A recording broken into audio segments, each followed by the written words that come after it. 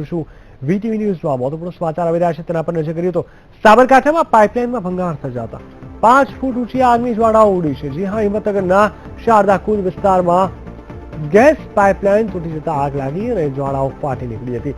જોકે ફાયર બ્રિગેડના જવાનો ઘટના સ્થળે દોડી આવીને આગને કાબૂમાં મેળવવાના પ્રયાસો હાથ ધર્યા છે। આપ આપણા ટીવી સ્ક્રીન ઉપર જોઈ શકો છો, આગ લાગતા જ લોકોમાં દોડધામ મચી જવા પામી છે। 5 ફૂટ ઊંચી આગની જ્વાળાઓ સ્પષ્ટ રીતે આપણા ટીવી સ્ક્રીન પર જોવા મળી રહી છે। આપ જોઈ શકો છો, સાબરકાંઠામાં ગેસની પાઇપલાઇનમાં ભંગાણ થયું છે। વીટીવીના એક્સક્લુઝિવ દ્રશ્યો અમે આપને બતાવી રહ્યા છે। ગેસ પાઇપલાઇનમાં ભંગાણથી આગ લાગી છે। આગ ખૂબ જ વધારે માત્રામાં ફેલાઈ રહી છે ધીરે ધીરે। હાલ આગ 5 ફૂટ જેટલી ઊંચી આગની જ્વાળા ઉડી રહી છે। અમારી સાથે જોડાઈ ગયા છે અમારા સંવાદદાતા દેવ ગોસ્વામી। દેવ, જણાવશો, સાબરકાંઠામાં ગેસની પાઇપલાઇનમાં ભંગાણ અને 5 ફૂટ ઊંચી આગ લાગી છે, આ ક્યારે અને કેવી રીતે આ ઘટના બનવા પામી હતી?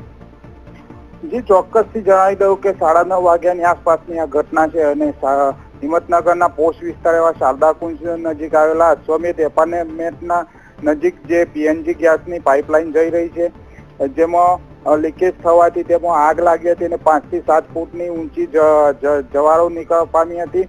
ઉલ્લેખનીય છે કે છેલ્લા 1 વર્ષમાં જિલ્લાની અંદર તલોદ, પ્રાંતિજ અને હિંમતનગરની અંદર 10 થી 12 વખત આવી ઘટનાઓ બનવા પામી છે, જેમાં સાબરમતી ગેસ એજન્સી દ્વારા કોઈ પગલાં આ રીતે લેવામાં આવતા નથી અને આના મોટું જોખમ લોકો ઉપર મોટું જોખમ તોડાઈ રહ્યું છે। જી જીગર, બિલકુલ। હાલ ત્યાં કેવી સ્થિતિ છે ફાયર બ્રિગેડના જવાનોના આવ્યા બાદ?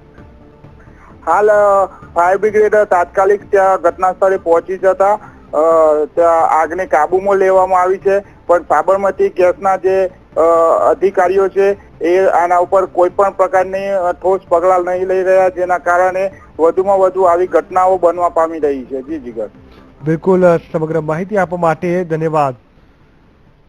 તો કહી શકાય કે આપ જોઈ શકો છો આપણા ટીવી સ્ક્રીન ઉપર ગંભીર આગના દ્રશ્યો જોવા મળ્યા છે।